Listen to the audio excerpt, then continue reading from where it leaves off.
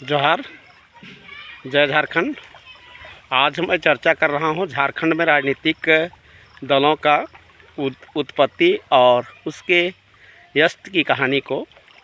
तो झारखंड में सबसे पहले झारखंड अलग राज्य के मुद्दे को लेकर मारंग गांव के जयपाल सिंह मुंडा ने एक पार्टी बनाया था जिसका नाम था झारखंड पार्टी। झारखंड पार्टी एकीकृत बिहार में 40 विधायकों के साथ सबसे मजबूत पार्टी के रूप में झारखंड में उभरी थी, जो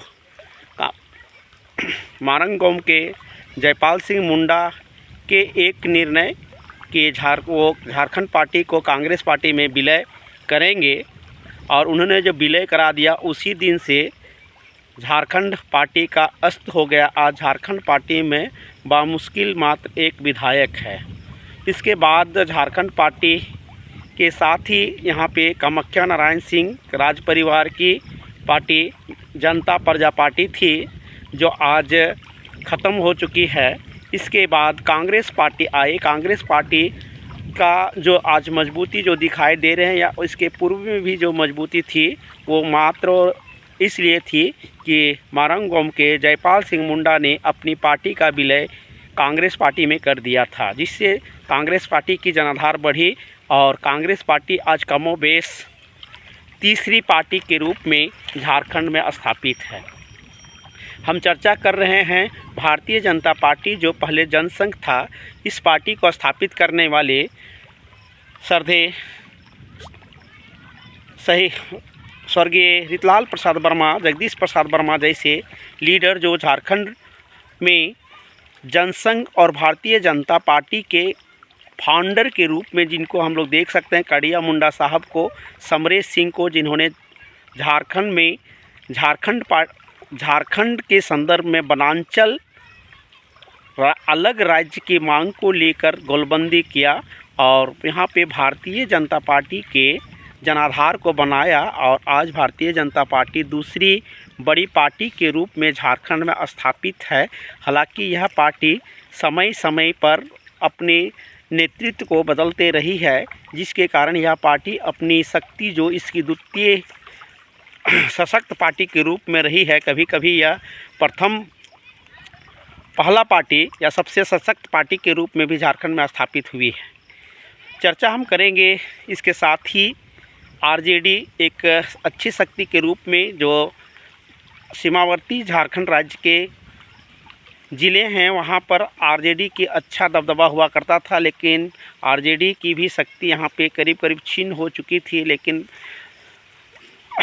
दिसम गुरु शिबू सोरेन की पार्टी, विनोद बिहारी महतो की पार्टी जेएमएम के साथ अलायंस करने से और झारखंड की जनता का हेमंत के प्रति विश्वास रखने के कारण आज आरजेडी को पुनर्जीवन मिल पाया है। इसी तरह यही स्थिति कमोबेश कम्युनिस्टों की है। एकमात्र सीट कम्युनिस्ट के लिए ही, केवल बगोदर ही सीट से ही लोग किसी तरह से अपने शासन को चला रहे थे, लेकिन आज अलायंस के वजह से ये धनबाद ज़िले के 2 सीटों में भी ये जीत के स्वाद को चखा है। अभी हम चर्चा कर रहे हैं एक नई पार्टी, जिसको शहीद निर्मल महतो ने बनाया था। नई इसको पुरानी भी कह सकते हैं। आसू पार्टी, जो बहुत लंबे समय से यहाँ पे जन संघर्ष किया, अलग राज्य के आंदोलन में भी शामिल रहा है, लेकिन आज अगर हम देखेंगे तो आसू पार्टी में भी मात्र एक ही विधायक हैं जो किसी तरह से झंडे को ढो रहे हैं। हालांकि पार्टी की संगठनात्मक स्थिति मजबूत है, लेकिन जो समीकरण दिखाई दे रहे हैं, इसके साथ जो चुनौतियाँ प्रस्तुत की है झारखंड लोकतांत्रिक मोर्चा ने, उस चुनौती से निपटने में पार्टी के लिए बहुत ही मुश्किल हो रहा है और पार्टी को लोहे के चने चबाने पड़ रहे हैं। आज मैं एक समुदाय की चर्चा करूं तो कहेंगे कि कुर्मी जनजाति समुदाय जो है, ये अपने लीडरशिप को हमेशा बदलते रहा है।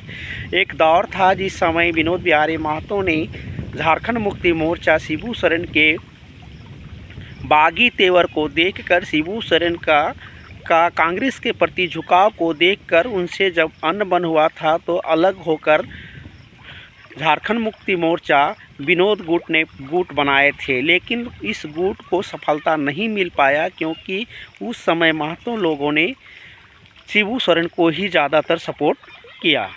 ठीक उसी प्रकार आज आजसू पार्टी जो मुख्य प्रमुख रूप से जिस पर कुर्मियों की एक बहुत बड़ा जनाधार कुर्मी आजसू के साथ थे, यह लोग ये सभी जनाधार जो उनका जो मजबूत जनाधार था, यह जनाधार आज JLKM की ओर शिफ्ट कर गया है और जो आजसू के लिए बड़ा मुश्किलें पैदा कर रही है। हालांकि मैं इस बात को कह सकता हूं कि जो सांगठनिक संरचनाएं हैं, सांगठनिक संरचनाएं और जिसकी विजन मजबूत है, ये पार्टियां स्थापित रहेगी। भले किसी की ग्राफ कभी नीचे होगी कभी ऊपर होगी, लेकिन समय के साथ ये पार्टियां अपने आप को राज्य में स्थापित रखेगी, जीवंत रखेगी। अब समय के साथ हो सकता है किसी की ग्राफ नीचे जाए किसी के ऊपर जाए, राजनीति में होता रहता है। धन्यवाद। जो